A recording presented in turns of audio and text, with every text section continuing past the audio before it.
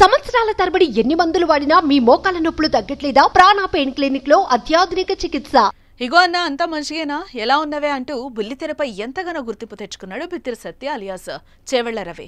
తెలంగాణ యాసలో మాటలు, అతని చేతలు జనాల్లోకి బాగా వెళ్లిపోవడంతో బిత్తిరి సత్యగా స్థిరపడిపోయారు. తాజాగా బిత్తిరి సత్య వివాదంలో చిక్కుకున్నారు. హిందువులు అత్యంత పవిత్రంగా భావించే భగవద్గీతను కించపరిచారని, హిందువుల మనోభావాలను దెబ్బతీశాడని రాష్ట్రీయ వారణ సేన సభ్యులు సిసిఎస్ పోలీసులకు ఫిర్యాదు చేశారు. దీంతో అతనిపై కేసు నమోదైంది.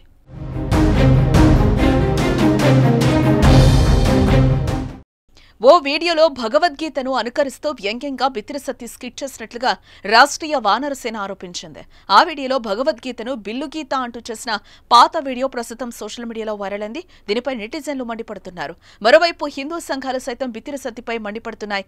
వీడియో హిందువుల మనోభావాలను దెబ్బతీసేలా ఉందంటూ సర్వత్రా బిత్తిరి సత్యపై ఆగ్రహం వ్యక్తమవుతోంది. వీడియోను తొలగించి హిందువులకు క్షమాపణ చెప్పాలని పలు హిందూ సంఘాలు డిమాండ్ చేస్తున్నాయి.